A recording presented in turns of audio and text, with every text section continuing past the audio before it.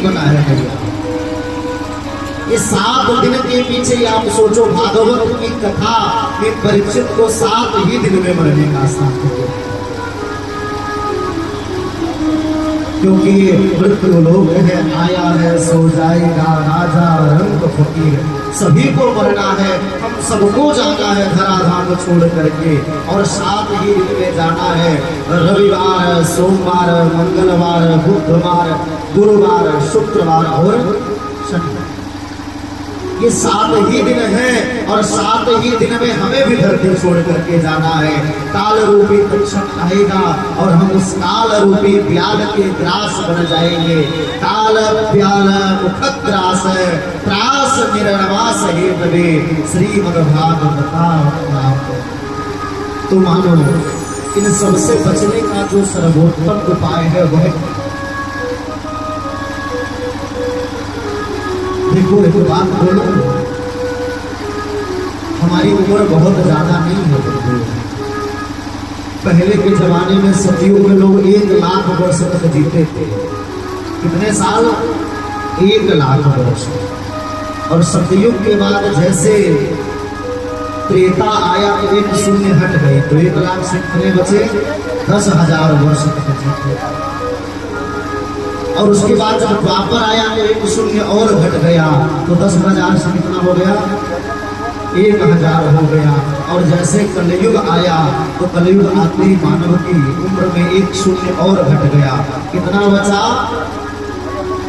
1,000 में 1 शून्य निकाल दोगे, कितना बचेगा? 100। और 100 साल की कोई गारंटी कार्ड है कि 100 साल जियोगे? कोई स्टाम्प में कुछ रजिस्ट्री वगैरह हो तो बताओ कि 100 साल की गारंटी है? 100 साल की भी गारंटी। और 100 साल में भी बंधुओं यदि मान लेते हैं बाबा थोड़ी देर के लिए कि आप 100 साल जियोगे, तो 100 साल में 12 घंटे दिन के, 12 घंटे रात्रि के, तो 100 साल में व्यक्ति 50 साल तो सोते सोते बिता दिया। अब 100 साल में 50 साल सो करके बिता दिए, कितने बचे? 50 साल।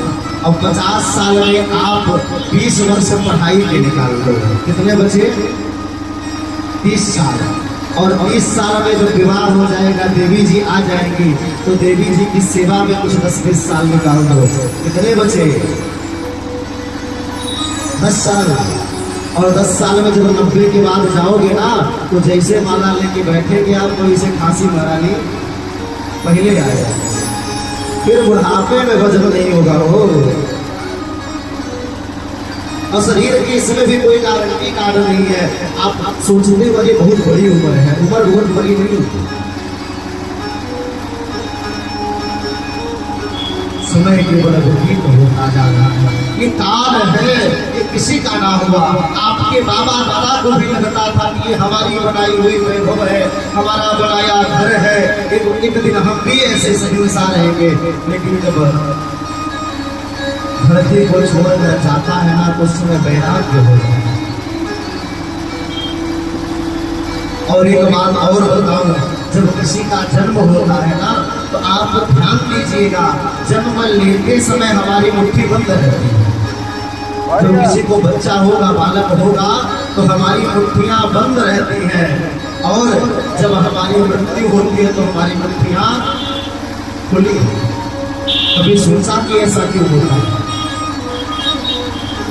इसका मतलब ये है कि आप जब धरती में आए थे तो बहुत सारा पुण्य लेकर आए थे, बहुत कुछ लेकर के आए थे, और जब जा रहे हो तो आज खाली हाथ। तो बंधुओं, ये मानव का तन खाने पीने और सोने के लिए नहीं मिला है, पैसा कमाने के लिए नहीं मिला है। पैसे की भी आवश्यकता है, लेकिन पैसा कैसा हो?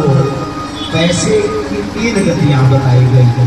उत्तम गति दान, मध्यम गति भोग, और तेज गति जो बताई गई है वो नाश है। और शरीर जो है, शरीर की भी 3 ही गति बताई गई है। शरीर की 3 गति कौन सी है मरने के बाद? पहली गति हमारे जो सनातन धर्म में चलती है कि जलाया जाता है, तो यदि जलाया गया तो अग्नि के हवाले होगी। दूसरी गति कौन सी है?